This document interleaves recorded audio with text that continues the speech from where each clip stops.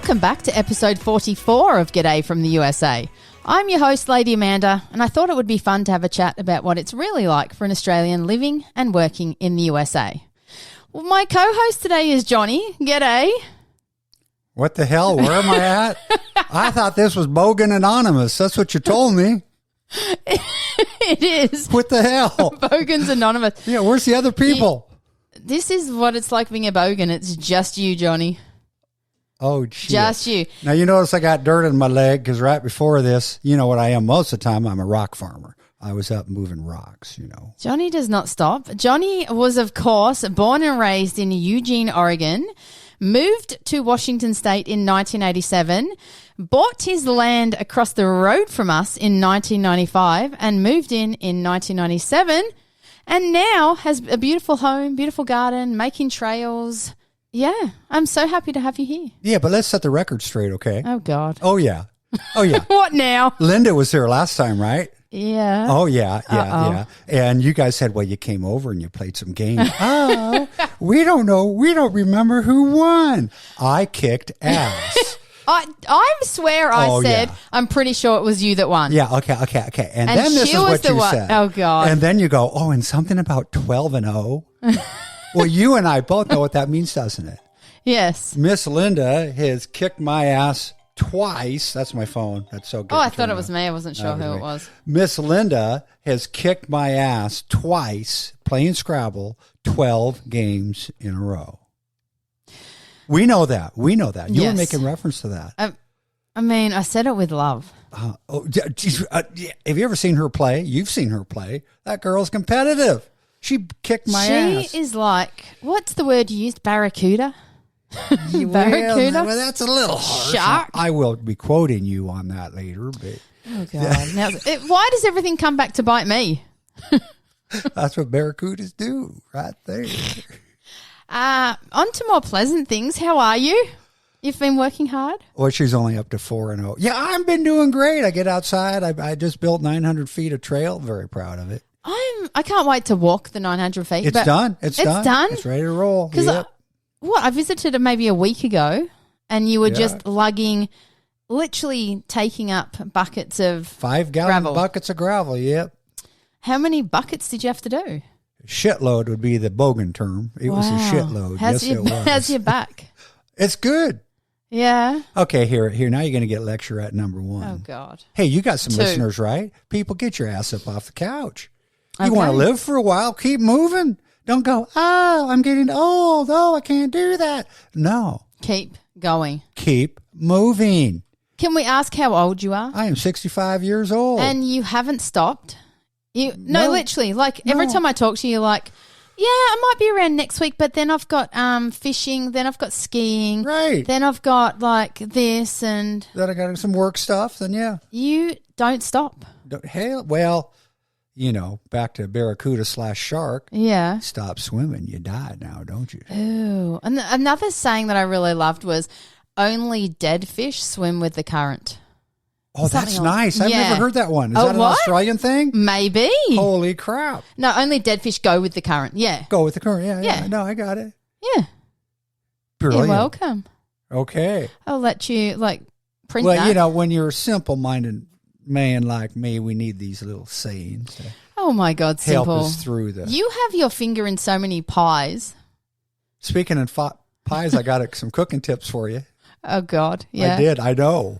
What? Okay, now people pay attention to this one. This one's really important. Okay. First of all, it's important to try and carry your own weight in the kitchen. Would you agree there? Yes. You know, if you got a partner, you got to make an effort. You got to bring it on occasion. Okay.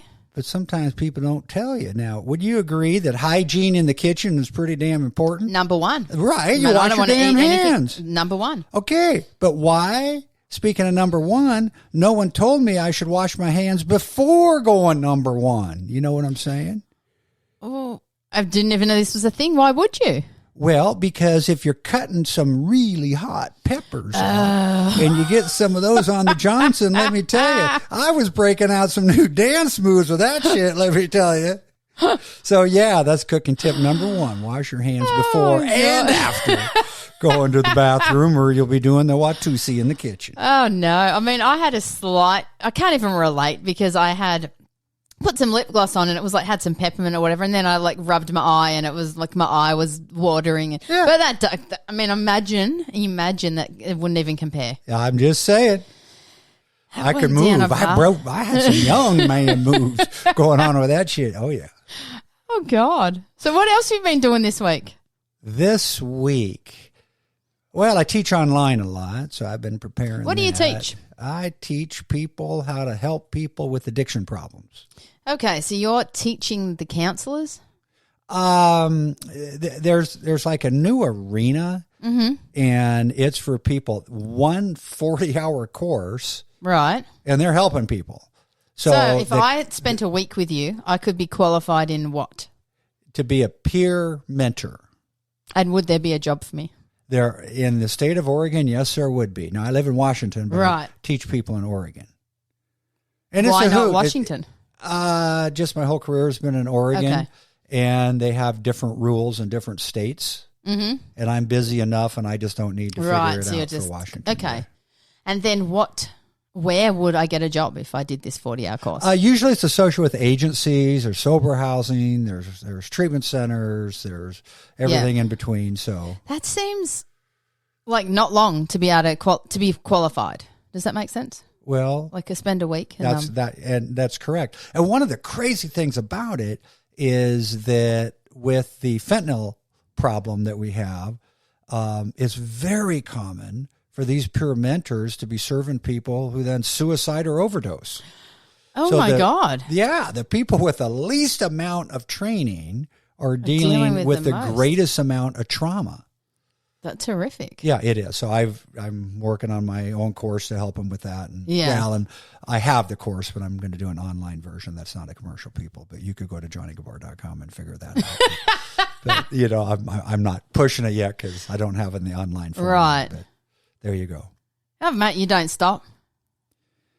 It's fun. It's good stuff. It's just such an intriguing world, and some of the self-care stuff that people can do and take care of themselves. Yeah. But it's a fucked up world out there. There's not enough money for treatment. There's not enough boundaries for folks. So many, people wonder about the homeless problem. Am I going off here on the homeless problem? No, I actually... That's bullshit. Yes, I am. I am going off on the homeless problem. I was going to ask that. Well, the majority of people who are homeless, not all, but the majority of people have addiction problems. I did not know that. Absolutely. And people with addiction problems have got to come up against boundaries in order to get motivated for treatment or seeking help. We're not doing that. We're totally enabling folks. How are we enabling them? Like by giving them money on a street corner? Well, yes. Okay. But, for example, a business owner who I used to do a lot of business with in Portland, if he parked his car on the street and just left it there, it would be ticketed. Right. Okay. A person living in a car, trashing the street, they're left alone. Yeah, why is that? Well, somewhere got it in their head that it's the compassionate thing to do. I'm saying, no, it's not. No, because... by ignoring people who are killing themselves and the community with these problems, you're not being compassionate. It's like value signaling. Aren't I special because I care? That's not caring. Right. Like tough love? Well, it's hold people accountable and then give them resources. Yeah. But don't just give them resources. Right. Because then you're just enabling and helping people continue to use. So until we figure that out, which it looks like they're starting to do stuff like arrest people for shoplifting and some of the stuff that they have quit doing in Portland, until they start doing that stuff, which they're just beginning to from what I can see, that problem ain't getting any better. Have you noticed it get worse?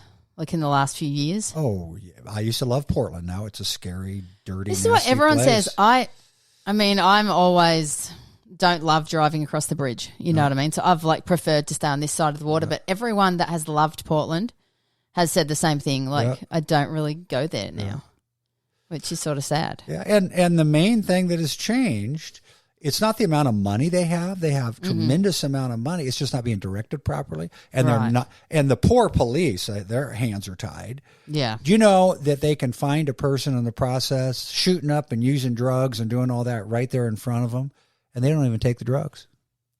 What? Yeah. So they don't even take the drugs. There's no crime. No. And so just was it yesterday, the day before? Friend of mine's telling me a story. He is down in somewhere in Portland. I think it's on a Max train. Maybe it was a TriMet, which was the bus, and someone was sitting there openly using. And he goes, my God. Hey, which is fentanyl, right? Yeah. Which is like, hey, come on, man, don't do that there. And they're like, who cares? I can do what I want. And they can. And yeah, like I would imagine someone would call the police. They would come, pull him off the thing, take him to jail. Yeah, nothing. No, not going to happen. I don't know what's sadder. Yeah. And it puts everyone else on the bus in danger. Yeah, and it's not compassionate. No. So until people figure that out and say, we can treat people well, but also hold them accountable for their behavior. Yeah. And really, at the end of the day, say, okay, you want to go to jail or you want to go to treatment? Right. What they're doing now, they go, oh, okay, well, we'll give you a ticket and you can go get an assessment for treatment. Oh, and by the way, if you don't show up for that, no one's going to do anything. Oh. Well, that's what the current situation is. Right. So it's not helping anyone. No. Wow. How did you even get into this? I'm a recovering addict. Oh, can we probe? That sounds painful and a little dirty. I've already injured him. She wants to probe. He's currently bleeding from the head. Oh, yeah. Yeah, she just hit me. That damn metal right there, by God.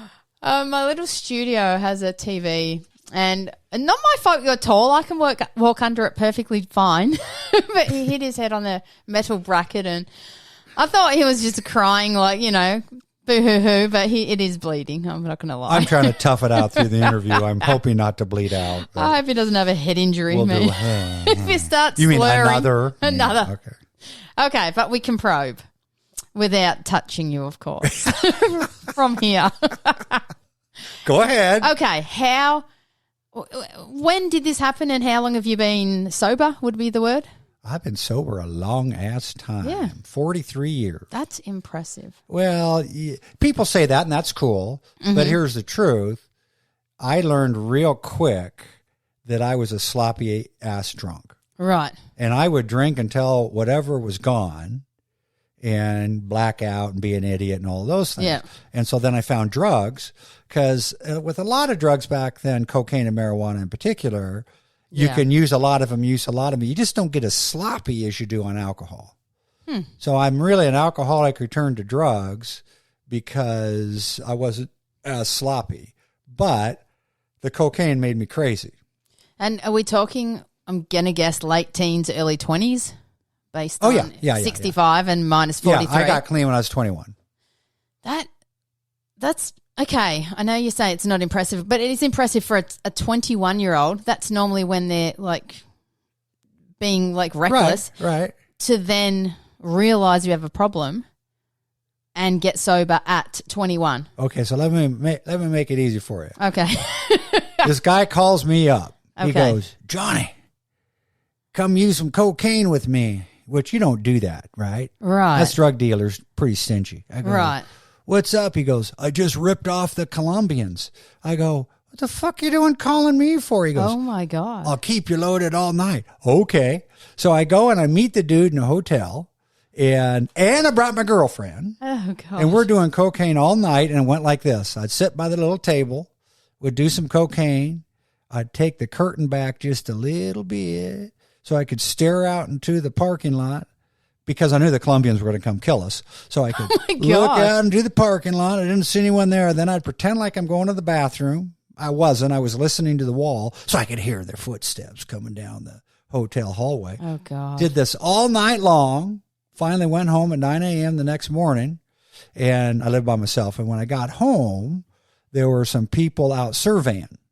Oh. Well, my mind paranoid. Turn those surveyors into Colombians with shotguns. Uh-oh. So I'm sitting there. This was, again, the late 70s. Yeah. That I'm sitting there on my waterbed, laying on my waterbed, peering out the little slot in the curtain, waiting for them to circle the house because I knew they were going to come and kill me.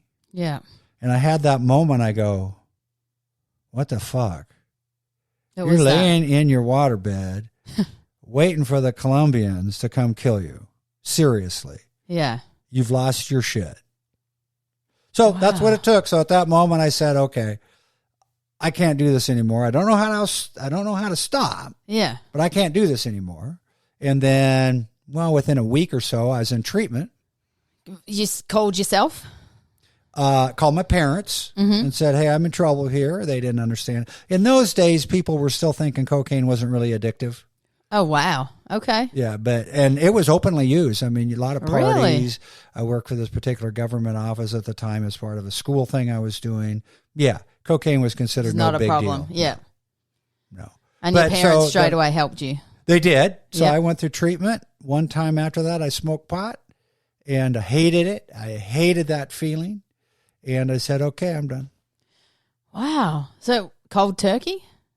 Well, no. Well, I went through treatment. But, yeah, I mean, it's not like withdrawal really wasn't an issue for me because it was cocaine. I wasn't drinking every day or anything else. So once you got on the cocaine, you backed off the alcohol? Oh, quit. Yeah. Oh, you quit that? Oh, you yeah. switched one to the because other. I got that alcohol was really bad news. Right. Get drunk, do stupid shit. That's not good. You know, driving drunk, waking up, not knowing how you got home, That's all scary. that kind of stuff. Oh, yeah, it's crazy. When did you start drinking? Oh, probably 12, 13. That's so young. Well, in those days, first you start leftover party stuff if your parents having any party, and then going to the store and putting a bottle of Ripple down your pants, which is wine, you know, stealing stuff, getting in with the crowd who was doing it. They're, you know, they're showing you how to do it, and off and running. Wow. Yeah. So how many people do you think you've helped in your career? Impossible to answer. Do you feel like everything happens for a reason and... No. No? You had to have that experience so you could then dedicate your life to helping people? No. So I dedicated my life to helping people because I knew I was screwed if I didn't. So it kept you on track? Oh, yeah. I knew I had no chance. Huh. So I said, well, what can I do? I can quit it. Wait a minute. I can join them. Ooh. So I joined them sons of bitches who are trying to help other people. That's what I've been doing ever since. But no, it was very selfish. I went that way because I really believed, and I still believe to this day, it was the only way I could stay clean is by staying in that world. And it's obviously worked. Yep. Well, so far. Have you ever almost slipped or been tempted or? No. Well, that's good. Almost slip. You know, sometimes I'm on vacation or I see someone else having a beard. You know, all those micro brews they make. Yes. That hadn't happened yet. Of course. Shit, they hadn't even invented wine coolers yet. Right. And then, you know, all these drinks with the weird names. That hadn't happened yet. Yeah. You know how many drinks out there I've never tasted? I can imagine. So I'll have that thought now and then if I'm on vacation or whatever. But here's the truth. If I could drink, I would. But I have no illusion about how that would turn out. Yeah. I'd drink sooner or later. I'd get drunk. Yep. And I'd violate what's all important to me. Yeah. You know, and it ain't worth it. And when you're counting, like you said, 43 years, are you counting every day or is it just now a yearly thing? Like, do you celebrate milestones? So, no, just by years. I haven't Okay. drank or used in that many years. So, do you have like an anniversary date that you... Well, now that's another funny story. I made that shit up. And so the reason is I didn't have the self-esteem to celebrate it for many years. Right. And then when I did decide to celebrate it, I couldn't remember. Oh. So I went into treatment in the end of October one year, Yep. 1979. Went through treatment. I think I got out Thanksgiving or maybe after Thanksgiving, something like that. And then I smoked the pot once that I'm pretty sure was around Christmas time, but I can't remember when exactly. Right. So I picked the date of February 1st to celebrate my recovery, but that's not the real date. Right. So I know at least by then You were I was clean. clean, but I couldn't tell you the actual date. Yeah. And do you do something every February the 1st, or it's No. just like it comes and goes and you're like, another year? Oh, I usually ignore it. Yeah. I mean, be honest. I mean, I might write a little something on, that fucking Facebook or do something. But because to me, it's just, that's my life. That's what I do. Yeah. Yeah. I don't miss it. At all? No. That's really good. Well, what's there to miss? I have more fun than most people. And I see buffoons, Yeah. And by the way, I should tell you right now, and Mama Linda, I don't want you to get upset about this, okay? Right? But you should know that my wife, Linda, has an alcohol problem. She's what I'll call an alcohol abuser. Don't believe you. Now listen, I'll go out. We'll go to a restaurant and I'll buy that woman a $12 glass of wine. And she never finishes that shit.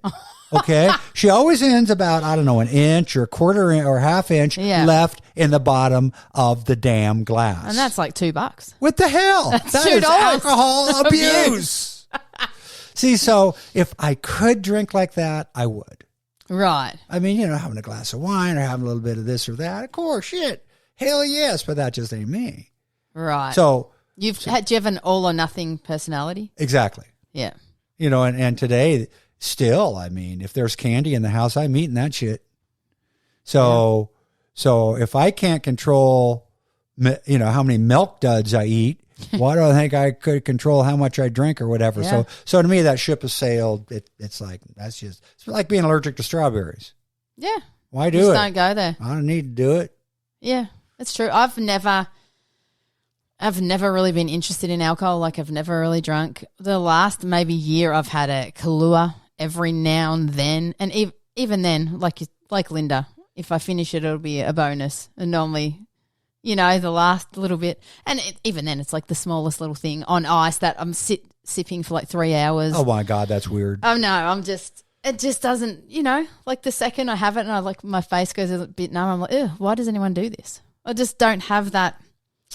See, and my brain goes, why wouldn't everyone do this who can? Yeah. Oh, but don't get me wrong. Give me like a chocolate or a cake or something, and I'm like, yeah. Now we're talking. I'll get the same, like probably dopamine or whatever, like same hit from food. Well, you won't, but you will get the same give me more part. Yes, exactly. And this, like how you said, like the little milk duds or whatever, I'll be the same. Like the other night when we were playing games at your house and, oh, mate, those things, I could have kept going forever on them. What were they, like cherry?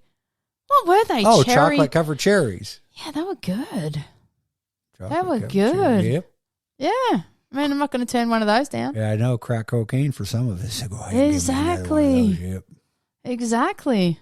So in our house, if there is candy in the house, there's a rule. Ooh. Linda's in charge. Okay. So, honey, stash it. You can't leave it in the cupboard. I'm at it all day. Yeah. It'll be gone. I can't do that shit. Yeah. But I won't go looking for it. Okay. So, and I'm sure it'd take me 5 minutes to find it, but she goes, hides it somewhere. Yeah. And then now and then we go, okay. I go, hey, you got any chocolate? She's like my dealer. Just one. Just Hey, one. can First I one is free. pimp myself out for a little chocolate. Babe? Come on. And does she ration it? She shares good. She shares Yeah, good. Yeah. she's good. She's got a sweet tooth also. She does. She does, She does. Have you applied the same all or nothing mentality to like work? Because you were, what did you call it? R75, like 75% retired. Yeah, that's bullshit. That's the I goal. was going to say, what was that, 3 years ago? 2 years ago, and I feel like you've worked more than ever. Well, here's the difference today. So I was a college professor for 34 years, and I had to go to Portland, do my thing, and come back. And then I had 2 businesses on top of that. Oh, I didn't know that. What were they? Counseling business and a training business. So always a lot of pressure. Yeah. So the difference today, it turns out I like to be busy. Yeah. Yes, you do. So it's just different. Like really I'm putting another rock garden up there. I like that shit. Yeah. And coffee break, time to go in. Oh, I'm going to go talk to Amanda. There's just, so that's one of the things I'm learning in retirement. I can't sit around. Yeah. But I can choose what I want to do. and I like to choose stuff that's fun. Mm-hmm. Like I work now, and I still teach now and do that stuff because I want to. Right. And professor or just the other stuff? Well, it's training the peer mentor stuff, Yep. and then doing some other trainings that I do, and I'll quit doing it. It's not fun anymore. That's a good attitude. The work part is the administrative part because people are so freaking flaky. Yeah. And like if I have 50 people who go, absolutely, I'm going to take that class. So I got to work with all of them and send them all stuff and register all of them. And then at the end of the day, I'll get like 27 people in the class. Mm-hmm. People are weird, man. Flaky? Oh, incredible. Have they paid the money or they've... Usually those who don't show are people who promise that they were going to do it and pay. Because I generally don't charge before. Right. Because it's a month long. It's like 4 Saturdays in a row, the kind of stuff that we do. Yeah. But, people just not show up and not give me the courtesy of an email. Aunt Martha got sick or this happened or that happened. The huge majority of people who don't show, I never hear from them again. I'd learnt that quickly in my job as well. People just don't show, or they'll send a text or something and it'll be the craziest excuse I've ever heard. And I always say, like, just be honest. Like, I couldn't care. Come or don't come. Like, I say this from the start. Like, if you're going to show. If not, just please send me a courtesy text so I'm not, like, sitting around waiting for you. And I don't mind. Like, if you can't, if it's not your thing, it's not everyone's thing, just let me know. No, they'll come up with some crazy bloody excuse. So I am coming up, this is just very recent, the last 6 months. And then those people will come back.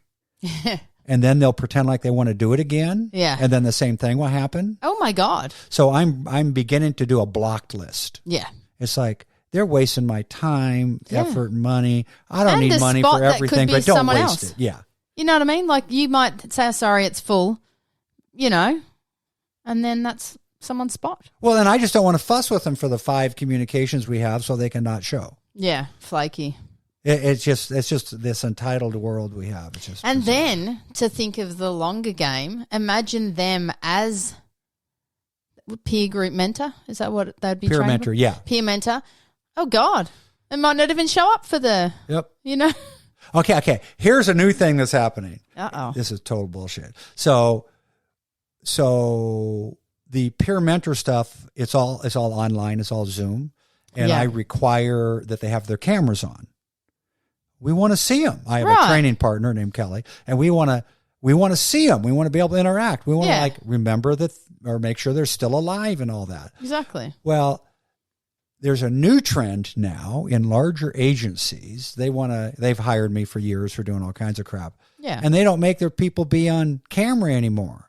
Oh. And I go, well, if you're not on camera, you got to assume they ain't there. Right. Oh, no, they want to, okay, what do they call it now? They're calling it being neuroatypical people. Huh? What the fuck is that? What does that even mean? Well, people who are anxious on camera. Well, they're helpers. They're sitting in front of people. So anymore, if I do a training for that kind of agency, I'm putting it in the contract. If they're not there, I don't want them to get a certificate of completion. Yeah. Because it is totally weird to be talking to a bunch of blank screens. Yeah. I did one. There's probably, I don't know, let's say 40 people. There are like 7 people I could see. It's like. Do you think it's like one person does it and it's like, oh, they don't have theirs on, so I might as well not have mine on, or. I think that's part of it. Or I don't want to be sitting here. I can pretend to be listening and be running around doing 100 other things. Right. I just need to sit here for this, whatever. Yeah, so I can play on my phone. Yeah. I don't know what the hell it is. Yeah. But it's bizarre. When I was still... And it's rude. It is. When I was still at the community college, they, the whole cell phone thing's going, and so I'm that kind of instructor who goes, hey, you got to turn off your phone. Yeah. And you look like you're asking people to give you their firstborn child. Wow. And I go, listen, if your phone goes off, that interrupts not only you, but the whole classroom. Yeah. So when you're in so then they'd put it in vibrate. I go, no, that's still on. Yeah. And if your phone goes off and you stand up and run outside to answer it, everyone in the class disrupted everything. The whole class, everyone's body has been activated. We know that. The science teaches us that now, that the cell phone you should best think is something that's directly connected to your brain. Yeah. And it will activate your fight or flights. Well, you know what my boss told me? That's illegal. I can't do that. Are you kidding me? Nope. What? I feel like back in the day, I went to a private girls' school and I feel like they had a lot of control over us and would tell us to do crazy things and we would do it without even questioning it. How is it like these days everyone has too many rights or, you know? What is it? Combine the age of entitlement with the age of narcissism with this wokeness stuff. Right. It's bullshit. Yeah. It's like, hey, we should be able to establish reasonable boundaries of conduct that benefits everyone. And, you know, not everyone needs an accommodation because that's what it's come down to. Yeah. And what are we talking about? Like an hour or two? Like it's not like you're asking them to do it for a week.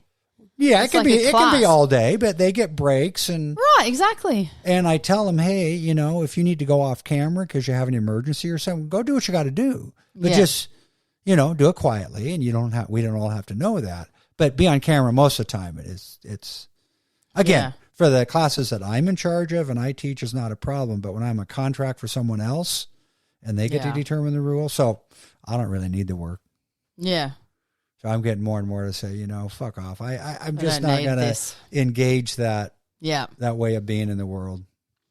And to the certificate, how do you work with like the Oregon government or how does it work? So this particular class we're talking about, I'm approved by the Oregon Health Authority. Mm-hmm.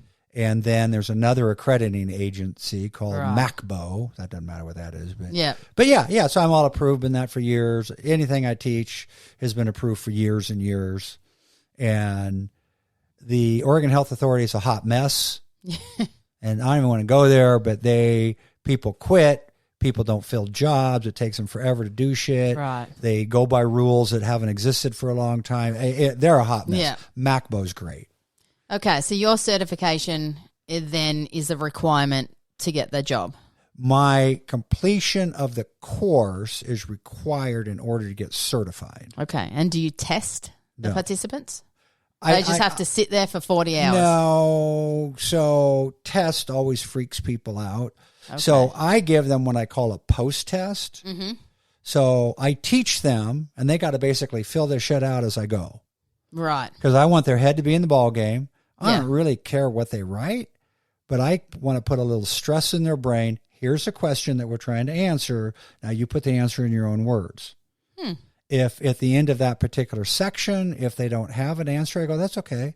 What do you need? Yeah. And we'll go through it again. So it's not what you would consider the typical test, but it is a learning tool. And then Kelly does a lot of role plays. Okay. So is it testing? Would we use it to say this person has demonstrated a particular level of competency? No. Okay. Would we say, well, they tried and they kept their heads in the ball game? Yes. So at the end of this 40 hours, is there sometimes you're like, oh, hell no, this person should never be allowed to be in contact with anyone? Or is it just like no one asked us that question. Okay, so every person that completes the 40 hours we will receive this. We don't get to vote on that, nor do we want to. Fair call. Because there are some people, I was like, I wouldn't let them near my parakeet, which I don't have. But I wouldn't let them near my parakeet. But 80% of them are great. Yeah. Passionate people. And they really want to do this to make a difference in the world.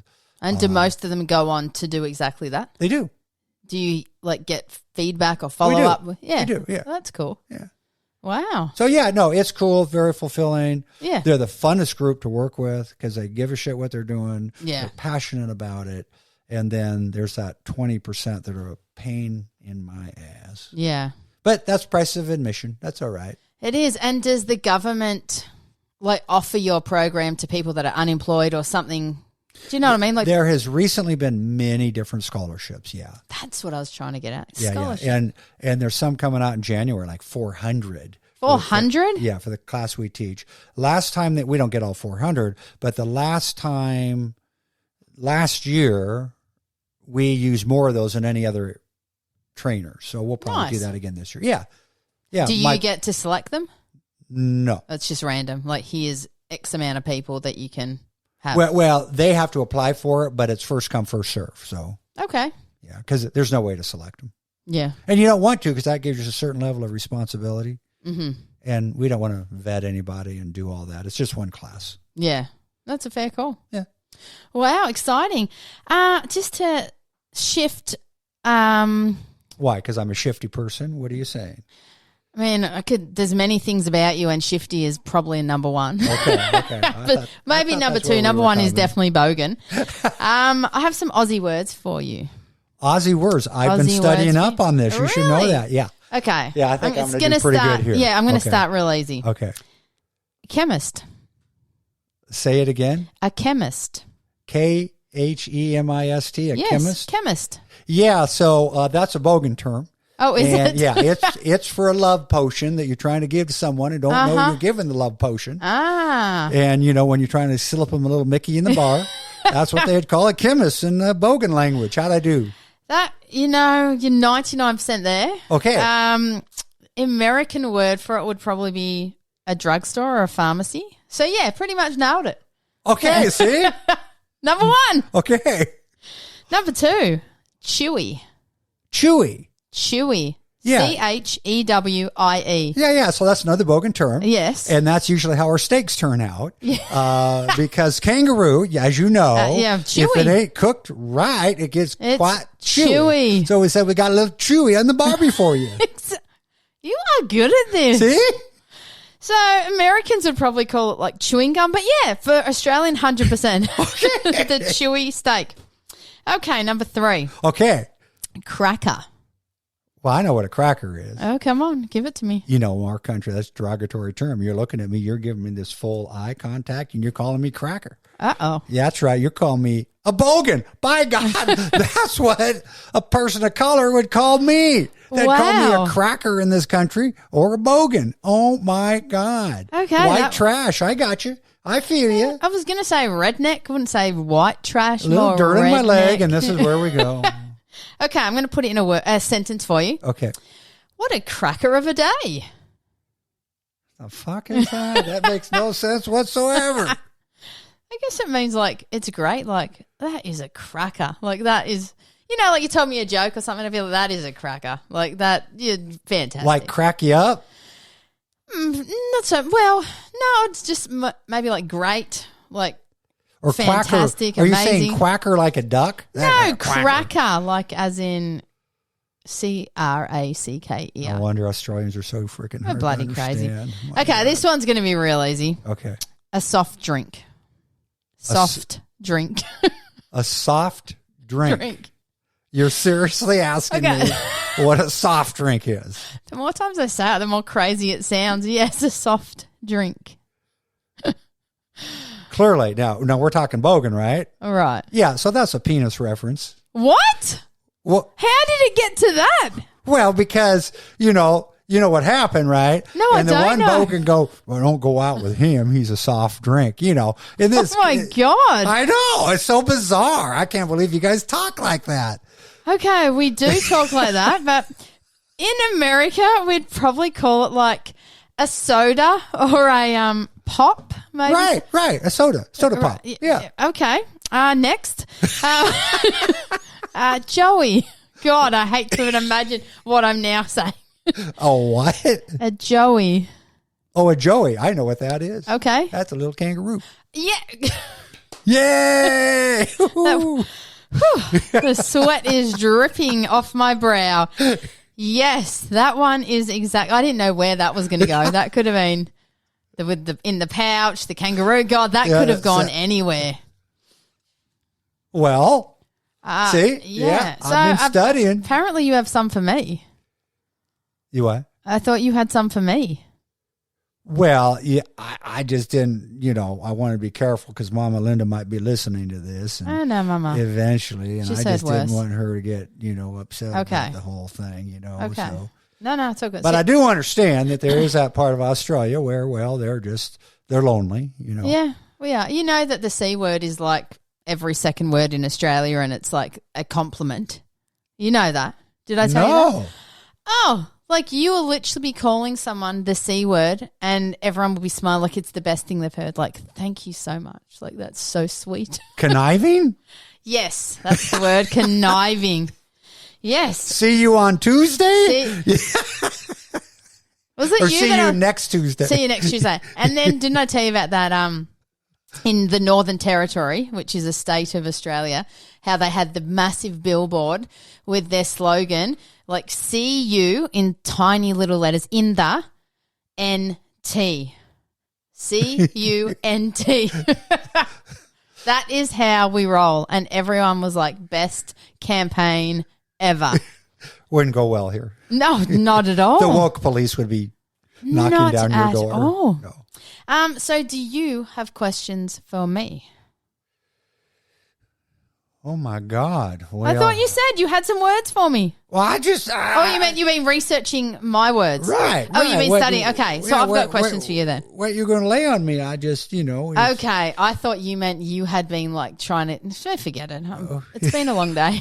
I had to work this morning, then I had to go to work again. When you're flustered. Yeah, God.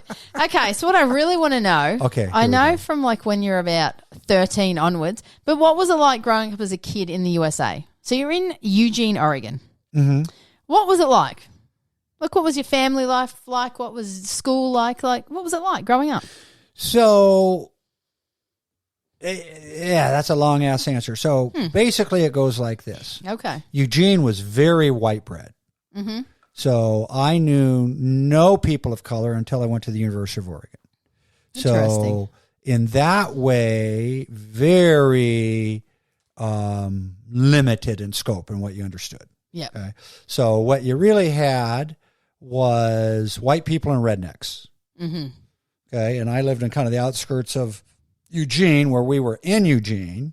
And then now and then you would run into some of the rednecks. So that was your really only culture that we knew. So I was raised really poor, but didn't know it. My parents were deeply committed to the Catholic Church and putting us in Catholic schools, but they didn't have much money.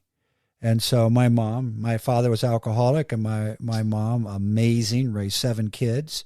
And, just amazing when I look back on it. Yeah. So, I don't know, we were hellions. When you said you were raised poor but didn't know it, was it because you never felt like you missed out? Or you didn't realize that the Joneses next door had a TV and you didn't, or do you know what I mean? Like what?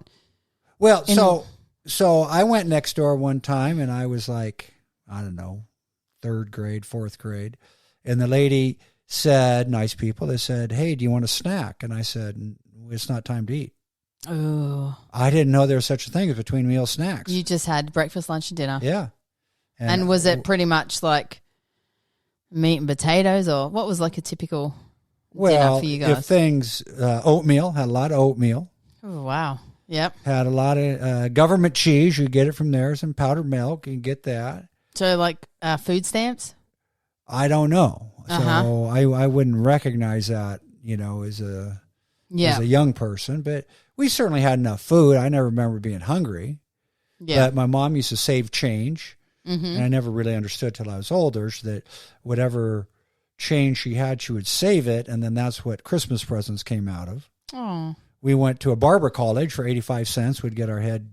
So I have long hair today because I was so traumatized by looking like fucking Charlie Brown, which is what I look like with no hair. Yeah. Go to the Army surplus and get some boots.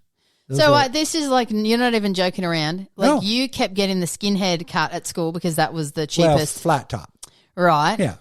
For 85 cents at the college. Yeah. And so once you grew up, you just decided to grow your hair because you didn't want these. Look like Charlie Brown. Yeah. That's correct. You think I'm kidding? No. Look real close. Like I got a big ass head. I mean, oh yeah. You've always had long hair since I've known you. When did you start growing your hair? Like, what are we talking? Like 43 years ago? So let's see. I had a real job. Oh my God. Are you ready for a little part of history you are not ready for? Okay. So after I got into recovery and I became a counselor, I was still pretty much a lost soul because I'd been an athlete in high school. Interesting. But then you get out of that. What am I now? I lost all my friends because I didn't drink or use anymore with them. Right. So my whole life became counseling. And then what the hell do I do now? So one of my brothers introduced me to fishing. Mm-hmm. So I have fished ever since then. And then I got interested in working out. Oh. So you are looking at a former aerobics instructor. Wait. Okay, now I'm channeling. Is it that? What's that guy's name? Gene? Well, you're. Do you know the one I'm talking about in the little leotard? Yeah. So Richard Simmons. Richard Simmons. That's who I'm channeling right now. Okay, this is worse than that. Oh, no, stop. It is. I can't get. Remember this what image his out of my hair head. looked like? Yes, the Now, curly. his was frizzy. I got perms. Oh yeah. Oh yeah. What color was your hair? Blondish brownish. Okay. But what will really give you the full graphic stop that it. you cannot unring, this is the bell that you cannot unring, is my one-piece baby blue leotard. No, you didn't. Unitard. Oh, yeah. Oh, God. Not completed without the royal blue leg warmers. Please tell me Oh, there yeah. are no photos of There this are floating photos. around. There are photos. And I had groupies. I had up to 70 people in classes I Are you taught. kidding me? At one time, I had a woman who worked with Mary Tyler Moore's Wow. husband call me. She is a friend of the family, Yeah. Sheila, and call me to see if I wanted to interview to be her personal aerobics instructor. And did you? I just got a master's degree, and I felt I should further my career, and I didn't really want to move back east. And even if I got it, I wouldn't have wanted it. You know what I mean? Yeah. This is your claim to fame. No. Wow. No.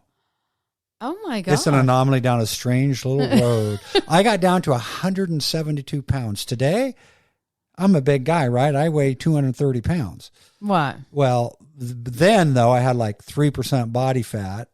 Oh, my God. Ripped like six-pack? Absolutely ripped. Really? And really dysmorphic, you know, like way too concerned about a few extra, you know, my tummy had a little pooch in it or whatever. So, yeah. Were you like lean or more like buff? Like, did you have a lot of muscles or just mainly because you're doing more aerobics? I had a lot of muscles, but. Were you like a runner's body as opposed to a bodybuilding No, body? I've always been pretty big. Okay. Interesting. And then how did you segue out of that? Like, what happened after that? Moved from all that happened in Eugene, and then I got a job up here, and I continued. Doing what? That was teaching. That was my teaching gig. So then I quit all that. Kept working out, but I quit doing all that stuff. And how do you become a professor? Like, what is professor as in teacher versus professor? So back in those years, probably even similar to today, at the community college, this may be shocking to you. You don't have to have any background in teaching. I'm shocked right now. There is no certification. Do you mean tomorrow I could be a professor? If given the right college, given the right subject, they'll go, yep. Australian studies. Yep, there you go. Oh, my God. What do I do? Just put together a little syllabus and rock up at the university? It's more difficult today because people can probably get PhDs in Australian studies, and that's who you would be going up against. But in those days, it's just I was the best that they felt was available, and I literally learned how to teach by teaching. Oh, dear God. Yeah, and so I had a background in delivering addiction treatment. I didn't know shit. And all of a sudden, they hired me to teach courses like, okay, you think I can do this, huh? So you're walking around campus, professor. Everyone's like respecting you, thinking you've been like at school for like 6 years, getting your doctorate or whatever. Like that is what I'd conjure up if I saw a professor. Oh, I think, but I was 28 at the time, and they had looked at me and said, okay, so you're my teacher, fine. Wow. You know, so... And what about these days? I mean, you're obviously on campus there. Well, you've got a reputation now. Not on campus anymore, but I have a very good reputation. Yeah. And people love me. It's funny. They love me or they hate me. 90% love me, but 10% hate me because I have boundaries or I remind them of someone. Yeah, okay. I would have gone with maybe 99.99 love you, the 0.001. Well, let me give you an example of the... Please do. Okay, I got 2 stories. I love it. They've gone after me twice for sexual harassment. Couldn't even pitch. Maybe. Well, thank you for your fucking support. But let's go it's with your jokes that I probably would be like, it could be construed, but in terms of ever touching you are me, 100% correct. it was that. It was a joke. Okay. Yeah, so yeah. you know me, I wear a lot of tie-dye, right? Oh, mate, you live in it. I'm shocked you're not wearing it today. I know, but I had to grab a clean shirt and I just grabbed the Okay. first one. But imagine I have one of my loud tie-dye shirts Yes. on. Okay. Tell me you like it. I love your shirt. So this is a stupid joke I used to tell. This obnoxious tie-dye. I go, well, I do too. That's why I got the matching underwear. Okay. Okay. Stupid fucking joke, right? Yeah. But I used to tell it. So I was teaching a class and this woman comes walking in with all the bicycle gear. Mm-hmm. She had the helmet on. She had the padded shorts. She was carrying the tire, carrying the bicycle pump, the whole bit. Right. So I stupidly say, wow, you're really committed to this whole bicycle thing. You must even have the special underwear that goes with that outfit. Ha ha ha. Ha ha ha. That's all I said. The whole class would have laughed. I would have thought it was funny. Okay. So. She didn't, I'm guessing. Well, no, she didn't say a damn word. Oh. But later, and I don't know how, the story came up and another instructor told her that I had sexually harassed her. That's ridiculous. Not only is it ridiculous, this is a person I never talked to out of the classroom. Right. Not email, not phone, not nothing. Okay. Is this in more recent times when it's no, more... this is like interesting. 25 years ago, 20 years ago, whatever. Okay, wouldn't have long pictured ass that. time ago. So, okay. And people look at you funny, right? Right. So they drag me through this investigation. Oh, God. Well, this is what an investigation means. They, the school, can talk to anyone they want, and they don't have to tell you what they talk about. Okay. Yeah. So one day I'm going fishing. Oh, God. I know. And I'm taking a guy who I didn't know that well, but he wanted to go fishing, so I'm taking him. We're driving along. And he goes, how you been? I go, well, it's been pretty rough. They're dragging me through the sexual harassment thing. And he goes, well, you got to know that that's a friend of mine. Oh. I know. That's what I said. Fuck. He goes, no, you don't understand. And I go, what? He goes, she's been talking to me the last couple months about you. Oh. Okay. It's getting awkward. He's been saying exactly, and I'm going, okay. He goes, no, you don't understand. She's been telling me her great dilemma. What's that? Yeah. When is she going to leave her boyfriend to move in with you? What the fuck? That's almost exactly what I said. I go, I don't know this woman. I don't talk to this woman. She sounds crazy. She sounded like she had developed an infatuation of me. She had projected all of her bullshit onto me. Yeah. If I was her counselor, that would make sense. Right. Because she had a history of abuse and Right. I'm a safe authority figure and should do all that. But this was weaponized. Yeah. Okay. So I call up the HR person and I go, boy, do I got an interesting story for you. Can we have a little meeting? Yeah. And he said, you bet. So the three of us meet. I say absolutely out loud, just like I told you. She goes, well, yeah, that's true. What? I go, so let me tell you what happened here.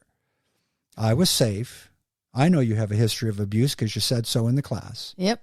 You developed this feelings towards me and you're blaming me for those feelings. Yeah.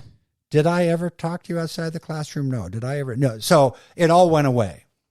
But meanwhile, the stress. Oh, it was Did it sucking. drag on for months?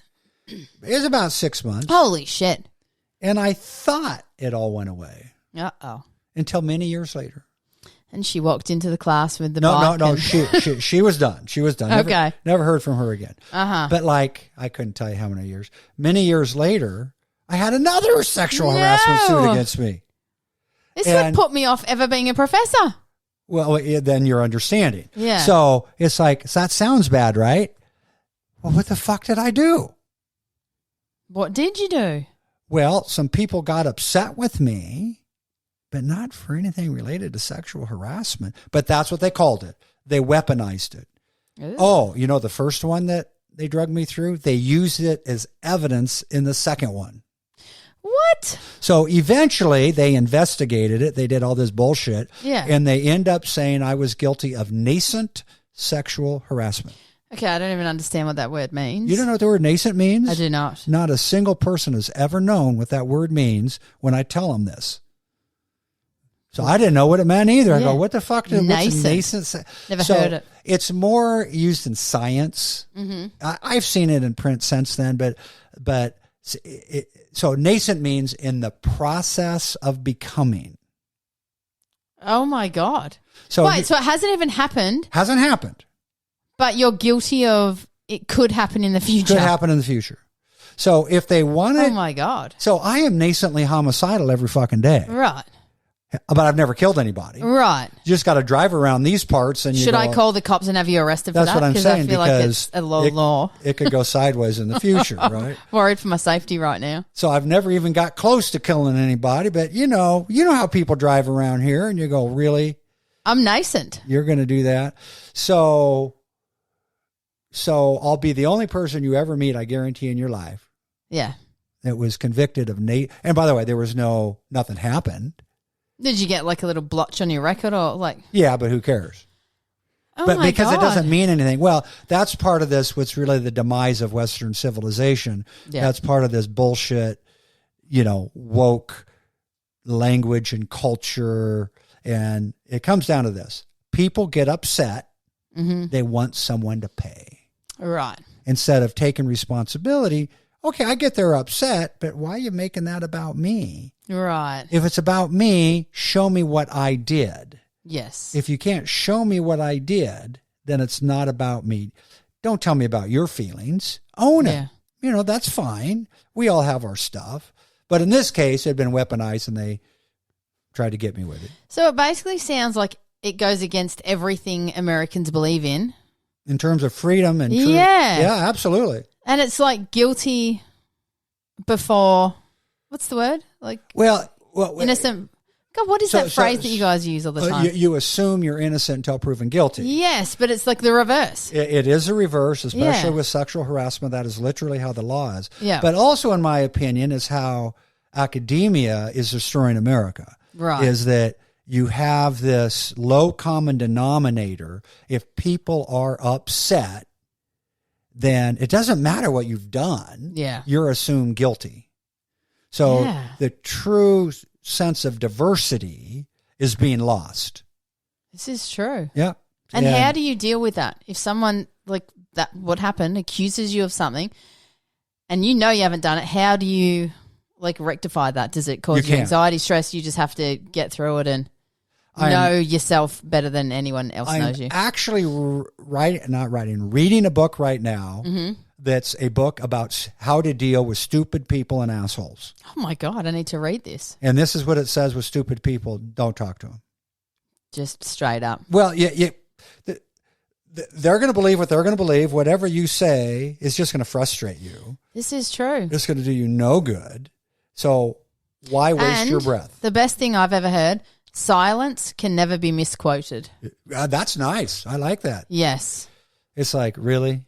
So I left PCC about 2 years before I normally would. I didn't know you worked at PCC, Portland Community College. Yeah, 34 years. Wow. Okay, so I got this new asshole boss. Yep. And he had a tiny little penis. and I don't know that because I've seen it. I've known that because he acted like he had a tiny little penis. Right. In that he had to be the smartest person in the room. Yeah. And if you said anything, even though I've been there 34 years and he doesn't know shit, to give history and to say we've already tried that and all of that. Oh, no. That was bad. So finally, there's a straw that broke the camel's back. They accused me of mobbing my colleague. What? I know. You don't fucking know what mobbing means?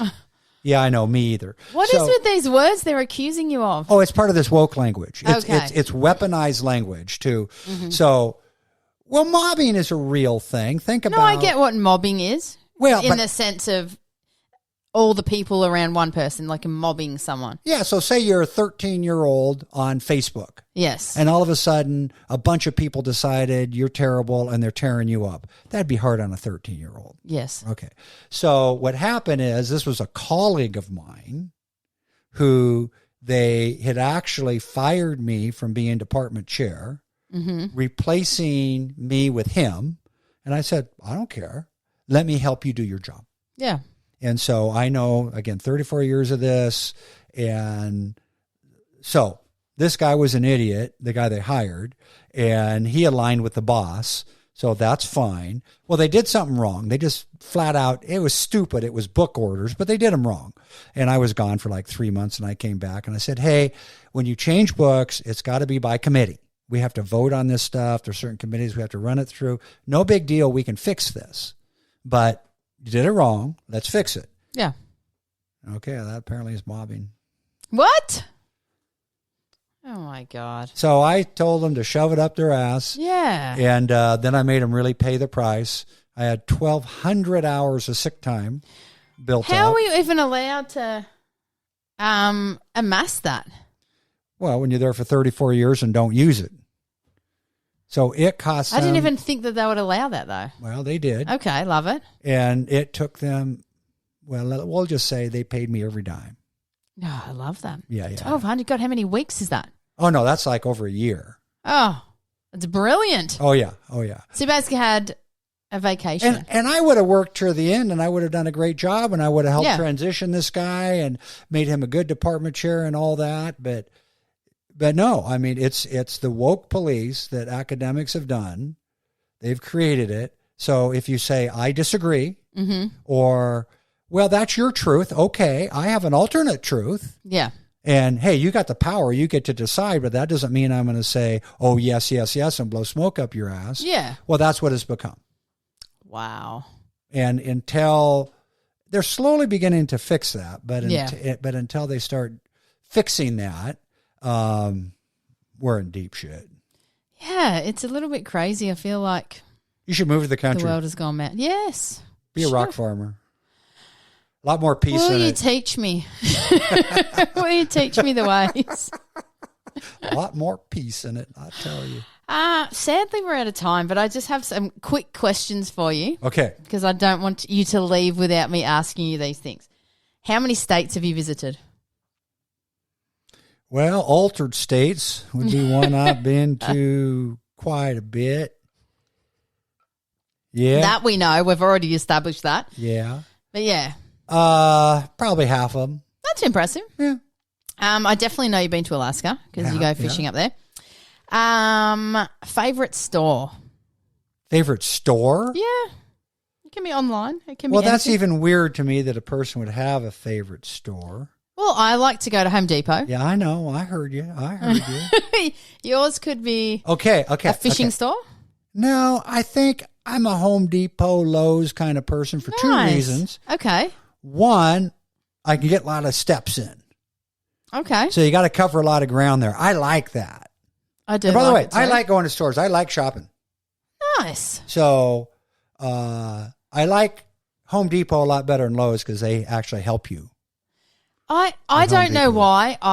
I'm the same, and I don't even know if it's more about helping you because half the time I can never find any at Home Depot.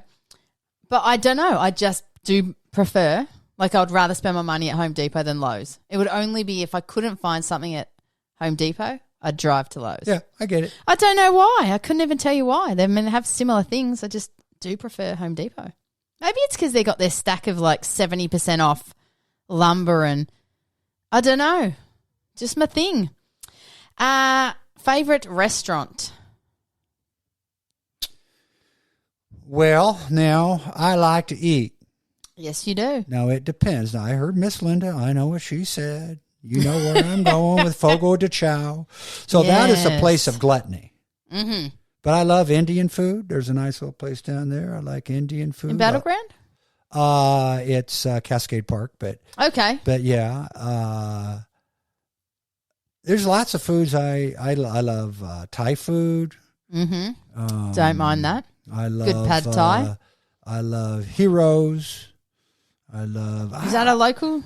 There's a place in Battleground. Heroes. Yeah. What about if you had to pick a chain? Is there anything like Applebee's or? No, they suck. Really? Every Australian that comes here bloody loves Applebee's. But that's low quality, greasy food. It's because I don't know why, but the menu's extensive. It's sort of something for everyone. It's cheap. It's half good quality. I mean, it comes out looking good. Everyone loves the bloody steaks and stuff there. I don't know. So you're saying Bogans like to visit from Australia? Bogans love Applebee's. Yeah, okay. I got you. So if you had to pick a chain, Is there anything you'd go? Or Fogo de Chao, man. That's a chain. Oh, yeah. There's more than one of We have those. to try one. Hell yes. I must ask you this question. What are your thoughts on tipping? On tipping? Tipping. So my thoughts on tipping have changed a lot. Everyone says this. Yeah. So I am really grateful for people who are willing to work these days. And I'll tell them. I'll go, thank you for working. Oh, I appreciate that. is that the tip? Like, No, I'll give them you money. then give them money as well? Oh, no, I'm a good tipper. Now, What do you call good? 20%? 20% solid, 25% if Oh, you if go they do, 25? if they were awesome. Damn. They don't have to do much for 20%, right? So that would be your minimum, like if it was no. shit I mean, if service, they would you do suck, 15? if they suck, I won't tip at all. like 0. Oh yeah. Okay. I mean, And without any guilt, you could just be like, you were shit. no. If you treat me badly, I gotta tip you. Yeah. But that's so rare. Mm-hmm. You know, most go to Portland and you'll see me tip less. Yeah. But typically when you get to, hey, let me tell you, Linda and I just went on a cruise in Europe. Okay. Those I do people appreciate that. give a shit. Yeah. The service people there work their asses off. And there's no tipping there, is there? When you're all done, you give a tip, and we were Okay. quite generous with the tip. Oh, on the cruise? But or it was just in Europe? On the cruise, all the personnel on the Yes. cruise. And it was so refreshing to see people who wanted their jobs, who treated you great, who were friendly, who would chit chat with you.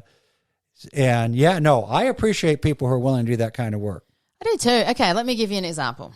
I went out for lunch this week and you go up to the counter, you order the food and you help yourself to a drink, like it's got a little drink, a water machine or whatever. You get your own drink, you find your own table and you have a number, you put it down and then someone from the restaurant will bring your food in a bag, like almost like a takeout They're sort of getting container. a buck. Okay, so then when I went to pay, like, you know, it comes up and the minimum that it comes up with is 18%. It's like 18, 22, 25, and then it's like maybe other, no, whatever. I always go into a little panic because I'm like trying to be quick because they're watching me, and I just hit the 18%. And it was like maybe $6 or something. Yeah. And I'm like, I literally paid someone $6 to Take find your my order. own, to take my order. No, so that's why I bring cash. I'll throw a buck in their tip jar. Yeah. No on the thing. Oh, that's Because I think that's generous. bullshit, So you don't have 'cause to pay cash for the whole thing, but just for the tip. Just for the tip. I should do this at the coffee shops as well because this is where it's getting me as well. It like straight away is coming up with 18% minimum. And I'm like, if I get like, let's say a bagel and a coffee and it's like $18, I'm then spending another like $3 or $4 for them literally to make me a drink and hand me the bagel. Do you know what I mean? Oh, absolutely. That's why I don't do that. Okay, I so hate just that. get some cash, get some ones from And my like they stripper do, days they'll have a tip jar there. and just put a 1 in. Put a 1 in it and say no tip. Okay, and then when you're doing this, are you trying to make eye contact with No. them like, here, watch me put the $1 in because I don't want you to think I press no? I mean, I'll kind of do that. Okay. But they shouldn't be looking at if you're tipping or not on the screen. So I feel like they do. I feel judged. Yeah. Maybe it's just my Get own over it. paranoia. Yeah. Okay, good answer. Finally, oh God, this is a really bad question. I need to skip over that. It was such a dumb one. I asked everyone this, did you drink before you're 21? And clearly we know you did. Did you have a fake ID? Hey, did you see what happened in the parking lot? That was so awkward. No, I was walking over here. Did you see that? There was a pickup truck. I saw it. I'm not kidding you. And I was looking in the pickup truck, and there was a cooler in there full of ice. And you just happened to take it? No, I looked in there, and you know what was in there? It's a human toe. Dear God. I know. You know what I did? Ate it. Called the tow truck. Oh. Thank you very much. Thank you very much. My favorite drunk joke. There we go. Well done. Okay. Okay, I've got one last question for you. Best advice anyone's ever given you?